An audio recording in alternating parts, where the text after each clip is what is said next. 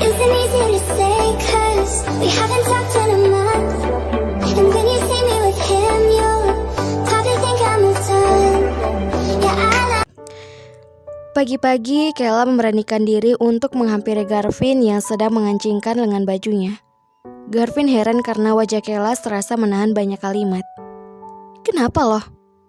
"Itu, Pak Garvin gak usah tidur di kamar tamu lagi. Saya merasa gak enak. Saya takut Pak James dengar soal ini. Nanti penyakitnya kambuh lagi." "Masalah itu lo pikirin. Ganti baju dan masuk mobil. Gue harus buat lo duduk di kantor sekarang. Kalau enggak, Pak Ilham bakal laporin gue karena gak ngajak lo ke perusahaan. Intel bokap gue itu banyak. Gue gak mau bermasalah karena bikin pusing." Sekarang? Lo kira tahun depan? Gue gak bisa nunggu lama. Cepet turun. Gue tunggu di mobil." Setelah Garvin turun, Kayla lantas panik untuk mencari baju apa yang ia pakai untuk ke kantor. Kayla bahkan belum pernah bekerja di kantor dan mengenakan baju formal yang begitu rapi.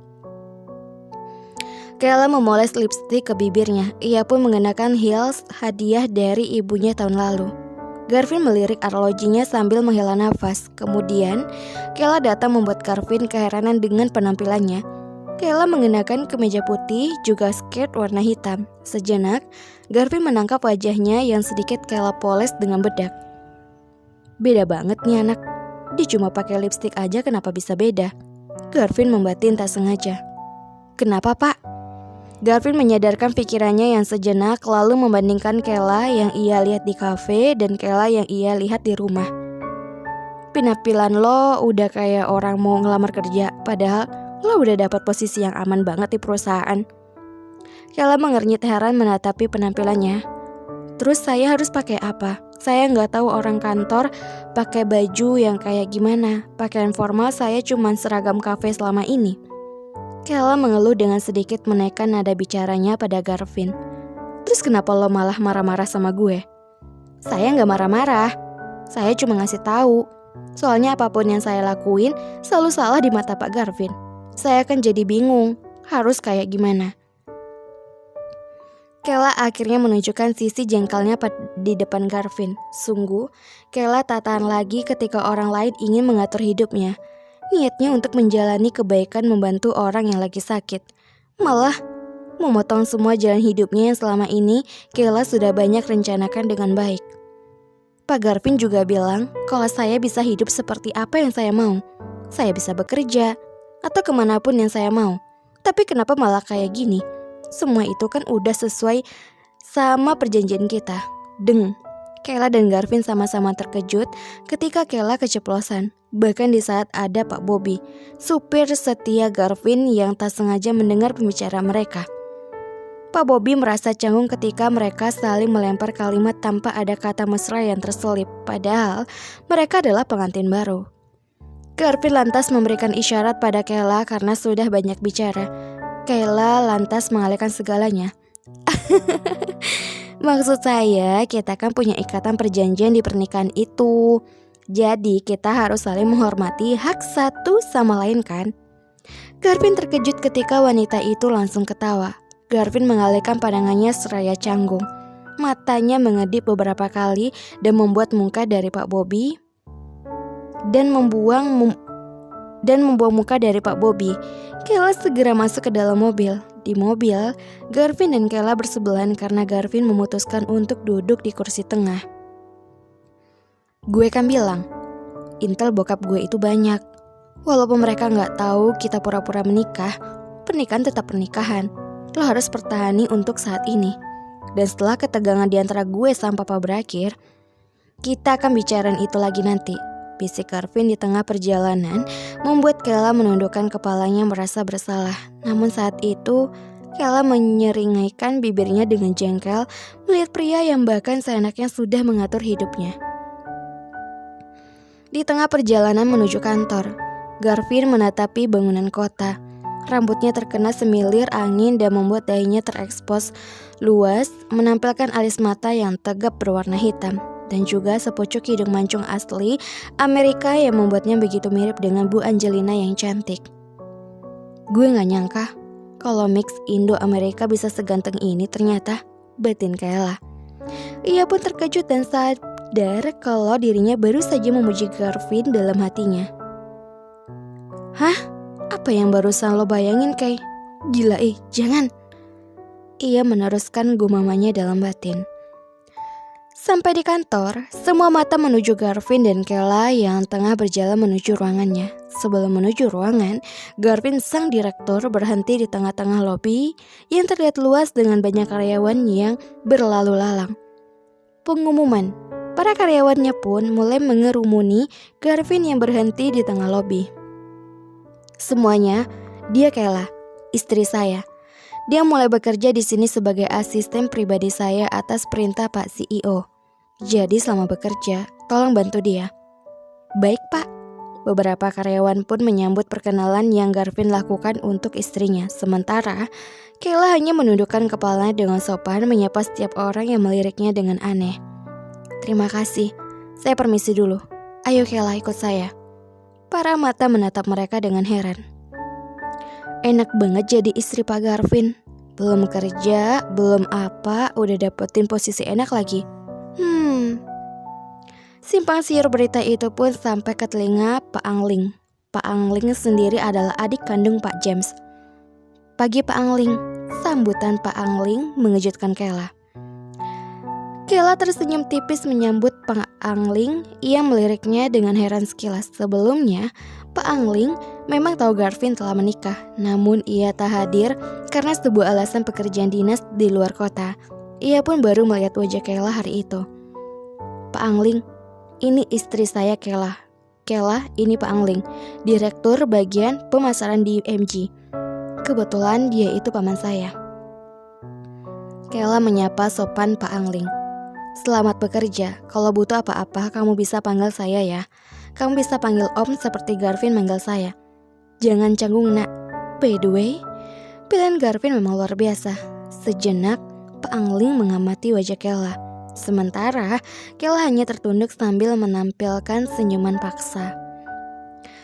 Garvin menghela nafasnya. Ia memutar bola matanya malas ketika berhadapan dengan Pak Angling. Hubungan Garvin dan Pak Angling bukan hanya keponakan dengan pamannya ataupun sesama rekan kerja di perusahaan saja. Mereka pun sering sekali terlibat cekcok karena masalah berbeda pendapat. Di satu sisi Garvin egois dan tak ingin kalah. Di sisi lain Pak Angling juga selalu ingin menang dari pewaris Masterindo Group ini. Pak Angling juga menjadi kandidat pewaris MG karena ia memiliki silsilah keluarga Pak James. Karena dulu Garvin masih remaja, Pak James mengajukan Pak Angling untuk menjadi sang pewaris. Namun kini Garvin sudah lebih dewasa dan bisa mengelola perusahaan dengan baik. Namun begitu, karena persoalan itu malah membuat keduanya serasa berperang atas siapa yang paling baik mewarisi MG. Padahal dari satu sisi Garvin lebih berhak karena ia putra kandung Pak James. Tapi tetap saja perkara itu yang hingga kini membuat mereka selalu berselisih paham. Bagaimana Pak James? Saya belum sempat menengoknya. Papa baik. Dan lebih baik lagi kalau Papa gak dengar masalah pensiun dan pewaris lagi mulai saat ini. Dia akan saya seperti sedia kala dan akan meneruskan jabatan ini dengan tenang. Pak Angling melirik tajam Garvin sambil menyeringai mulutnya tersenyum tipis menatap Garvin. Kalimat Garvin yang dirasa sarkas membuat Pak Angling sejenak menahan rasa emosinya. Kayaknya kata-kata Pak Garvin ini sudah beda konsep ya. Saya mau bekerja sekarang. Silakan Pak Garvin kembali ke ruangan Pak Garvin. Saya harap kita bisa bekerja sama dengan baik. Dan bukannya Bapak ditugaskan untuk mengkoordinir kantor mulai saat ini, bukan? Pak Angling menghela napasnya jengkel ketika Garvin bahkan banyak berbicara tentangnya. Ya, selalu saja seperti itu. Walaupun bekerja dalam satu perusahaan, Garvin maupun Pak Angling selalu tak akur satu sama lain. Hal itu memang sudah biasa di kalangan karyawan karena mereka tahu Garvin dan Pak Angling adalah kedua kandidat kuat yang mempunyai kinerja terbaik di perusahaan selama beberapa tahun belakangan. Baik kalau gitu, saya permisi dulu Pak Garvin dan Bu Kayla. Saut Angling agak sedikit menekan. Iya betul, permisi Bu Kayla. Semoga dipermudahkan dalam pekerjaannya. Terima kasih Pak Angling, jawab Kela terlihat canggung. Pak Angling lantas pergi meninggalkan kantor Garvin sambil memancarkan matanya begitu kesal. Garvin merebahkan dirinya ke kursi setelah berhadapan dengan Pak Angling. Sementara di sisi lain, Kela sungguh bingung. Ia merasa ada yang salah dengan hubungan Garvin dan Pak Angling. Dari cara mereka berbicara, Kela bahkan bisa menyimpulkan kalau mereka memang tak akur satu sama lain. Namun saat itu, bukan kedua orang itu yang mengganggu pikirannya, tapi Kela tidak tahu ia akan duduk di mana. Sikap polosnya membuat perhatian Garvin pun teralih. Ia menatapi Kela yang kebingungan mencari tempat duduk. Lo duduk di sebelah sana. Di sana udah disediain segalanya. Lo nanti bantu-bantu gue fotokopi sama nyalin data. Gue tahu ini pasti akan sulit buat lo, tapi gue yakin lo bisa lakuin ini kan. Garvin memberikan job desk pada Kela. Kela duduk dengan tenang di sebuah kursi yang tak jauh dari mejanya Garvin. Saya sudah terlanjur kejebak di sini. Mau keluar pun saya nggak bisa. Dan saya baru aja lihat postingan keluarga saya yang malah jalan-jalan ke pantai. Mereka bahkan nggak peduli sama saya. Gimana caranya saya keluar coba? Kela menggerutu kesal. Gue yang nyuruh mereka buat jalan-jalan. Dengan ringannya, Garvin pun bicara hal itu pada Kela. Ucapan Garvin membuat Kela begitu terkejut. Ia berdiri menyurang menatapi Garvin di mejanya. Apa? Pak Garvin nyuruh bapak ibu saya jalan-jalan, maksudnya? Kela meminta penjelasan Garvin sambil melotot kesal. Gue tahu, orang tua lo pasti banyak tanya tentang pernikahan kita. Gue gak mau mereka khawatir sama lo dan malah anggap gue nyiksa lo nanti. Hei Pak Garvin, kenapa sih Pak Garvin bertindak sesukanya terus? Saya harus gini, harus gitu. Emangnya saya mainan yang bisa dimainin gitu aja? Saya punya keluarga, punya kehidupan, dan jalan hidup masing-masing. Kenapa Pak Garvin ngerusak semuanya? Garvin terkejut karena ucapan Kela. Ia ikut berdiri menatap Kela dengan jengkel di mejanya. Apa? Ngerusak? Heh, kan lo juga yang mau nikah sama gue. Lagian, kalau lo gak setuju dari awal, kenapa gak nolak permintaan bokap gue? Lo kira gue mau gitu nikah sama lo? Pede banget. Kela menyeringai kesal melihat sikap Garvin. Pak Garvin sendiri kan yang mohon-mohon sama saya. Ucapan Kela membuat Garvin melotot. Ia tak habis pikir dengan ucapan Kela yang membuatnya serasa begitu memalukan karena memohon. Garvin hendak menghampiri Kela dan memberinya peringatan, namun ketukan pintu membuat mereka beralih fokus. Kela segera duduk dengan jengkel. Masuk. Seseorang lantas masuk membuat Garvin terkejut. Matanya melebar dengan sempurna. Kak Garvin! Seorang perempuan berjalan dan lantas memeluk Garvin tiba-tiba. Hal itu pun mengejutkan Kela juga di sana.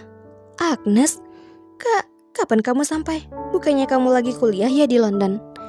Halo Novelers semua, ketemu lagi nih dengan Mimin di channel Feby Pitaloka episode yang ke-8. Nah, episode yang ke-8 ini bagaimana nih? Udah ada ketertarikan belum semua Novelers?